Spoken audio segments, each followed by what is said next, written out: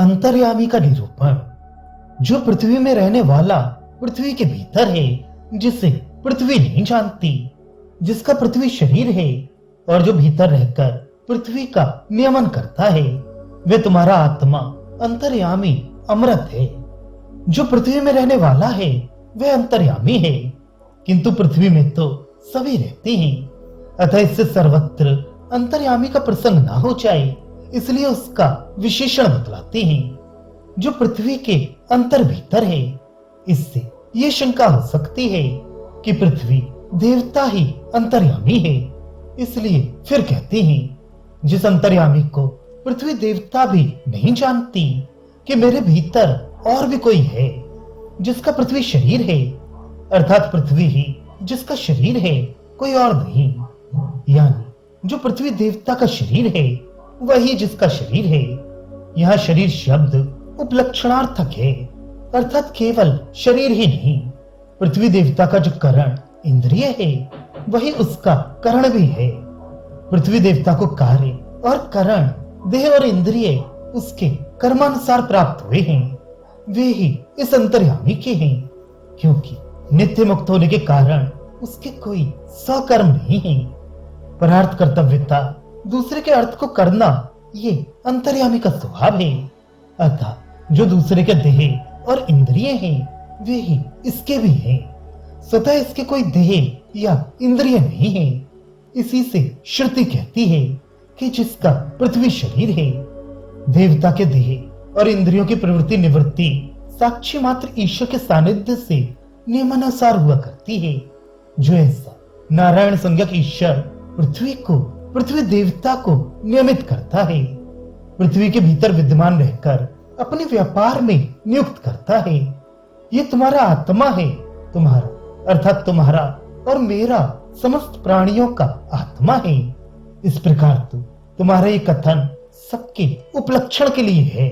यही अंतर्यामी है जिसके विषय में तुमने पूछा है, और ये अमृत यानी संपूर्ण संसार धर्मों से रहित है। जो जल में रहने वाला जल के भीतर है, जिसे जल नहीं जानता, जल जिसका शरीर है और जो भीतर रहकर जल का नियमन करता है, वे तुम्हारा आत्मा अंतर्यामी अमृत है।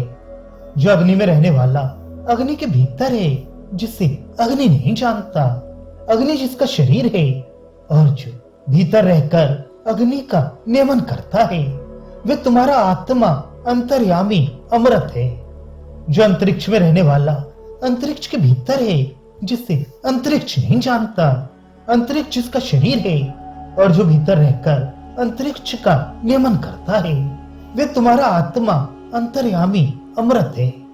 जो वायु में रहने वाला वायु के भीतर है, जिसे वायु नहीं जानता, वायु जिसका शरीर है और जो भीतर रहकर वायु का नियमन करता है, वे तुम्हारा आत्मा अंतर्यामी अमृत है।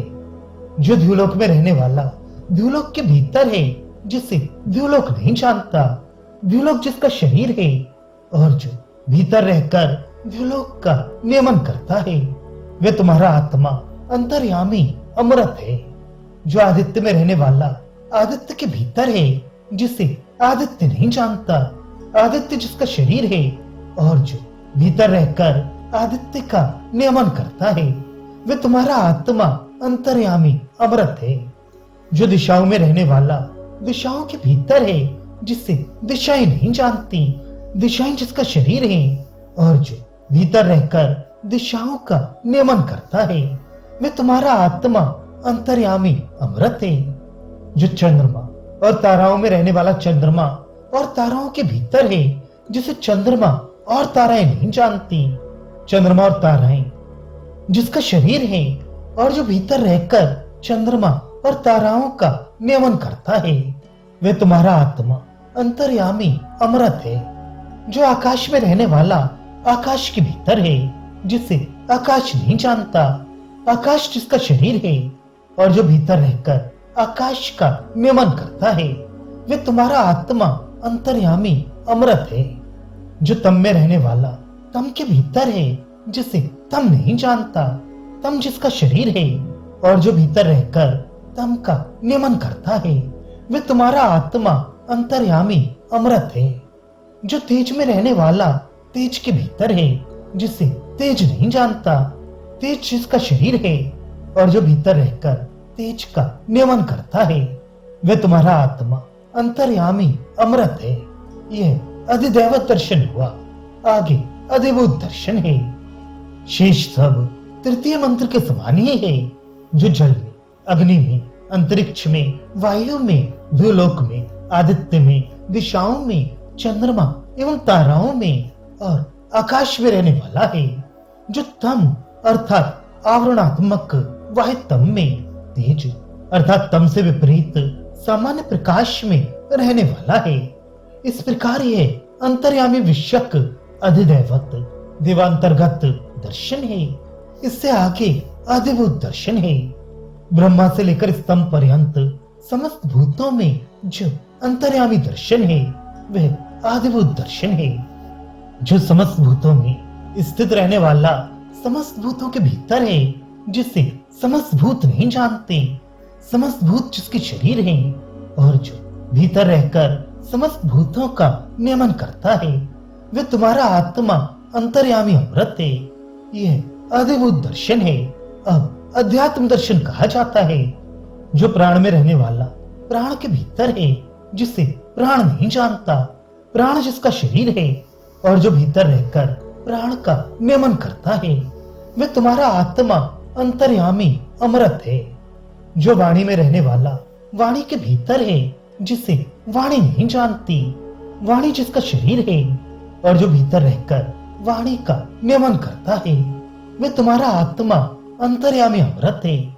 जो नेत्र में रहने वाला नेत्र के भीतर है, जिसे नेत्र नहीं जानता, नेत्र जिसका शरीर है और जो भीतर रहकर नेत्र का नियमन करता है, वह तुम्हारा आत्मा अंतर्यामी अमृत है। जो श्रोत्र में रहने वाला श्रोत्र के भीतर है, जिसे श्रोत्र नहीं जानता, श्रोत्र जिसका शरीर है और जो भीतर रहकर श्रोत्र का नियमन करता है, वह तुम्हारा आत्मा अंतर्यामी अमृत है।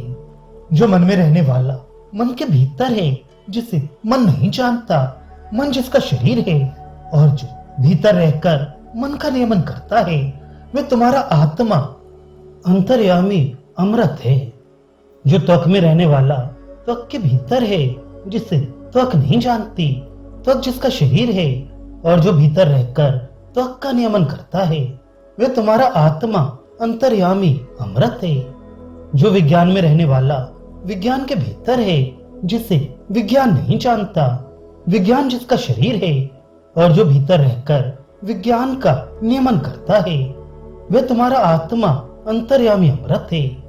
जो वीर में रहने वाला वीर के भीतर है, जिसे वीर नहीं जानता, वीर जिसका शरीर है और जो भीतर रहकर वीर का नियमन करता है, वह तुम्हारा आत्मा अंतर्यामी अमृत है।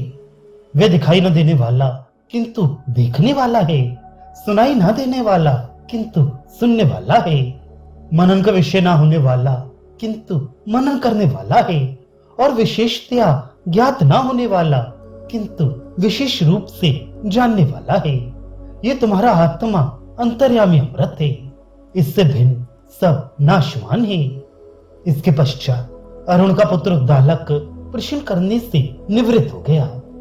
अब अध्यात्म दर्शन कहा जाता है, जो प्राण में प्राणवायु सहित घ्राणेन्द्रिय में, जो वाणी में, नेत्र में, श्रोत्र में, मन में, त्वक में, विज्ञान यानी बुद्धि में तथा रेत अर्थात वीर्य प्रजननेन्द्रिय में रहने वाला है। किंतु पृथ्वी आदि के अधिष्ठाता देवता बड़े प्रभावशाली होने पर भी मनुष्य आदि के समान अपने भीतर रहने वाले अपने नियामक अंतर्यामी को क्यों नहीं जानते? इस पर याज्ञवल्क्य कहते हैं, वह अदृष्ट ना देखा हुआ अर्थात किसी के भी नेत्र दृष्टि का विषयभूत नहीं है, किंतु स्वयं नेत्र में सन्निहित होने के कारण दर्शन स्वरूप है, इसलिए दृष्टा है। इसी प्रकार वह अश्रुत किसी के भी श्रोत्र की विषयता को अप्राप्त किंतु स्वयं जिसकी श्रवण शक्ति लुप्त नहीं होती ऐसा है, और समस्त श्रोत्रों में सन्निहित होने के कारण श्रोता है। ऐसे ही वह अमत मन के संकल्पों की विषयता को अप्राप्त है।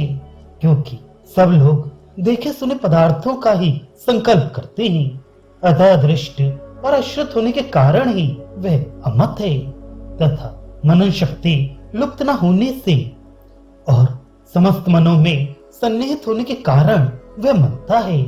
इसी तरह विज्ञात रूप आदि अथवा सुखादि के समान निश्चय की विषयता को अप्राप्त, किंतु स्वयं जिसकी विज्ञान शक्ति लुप्त नहीं है, ऐसा एवं बुद्धि में सन्निहित होने के कारण विज्ञाता है। यहाँ जिसे पृथ्वी नहीं जानते, जिसे समस्त भूत नहीं जानते इत्यादि कथन से यह बात सिद्ध होती है कि जिनका नियमन किया जाता है वे विज्ञाता भिन्न है और उनका नियमन करने वाला अंतर्यामी उनसे भिन्न है। उनके भिन्नत्व की आशंका को निवृत्त करने के लिए यह कहा जाता है कि इस अंतर्यामी से भिन्न कोई और दृष्टा नहीं है। इसी प्रकार इससे भिन्न कोई श्रोता नहीं है, इससे भिन्न कोई मनता नहीं है तथा इससे भिन्न कोई विज्ञाता नहीं है। जिससे भिन्न कोई दृष्टा, श्रोता, मनता और विज्ञाता नहीं है, जो दिखाई न देने वाला किंतु देखने वाला है, सुनाई न देने वाला किंतु सुनने वाला है, मन का विषय किंतु मनन करने वाला है, स्वयं अविज्ञात किंतु विज्ञाता है तथा अमृत संपूर्ण संसार धर्मों से रहित एवं समस्त संसारियों के कर्म फलों का विवाह करने वाला है। वह तुम्हारा आत्मा अंतर्यामी अमृत है, इस ईश्वर आत्मा से भिन्न और सब आर्त विनाशी है। तब अरुण का पुत्र उद्दालक निवृत्त हो गया।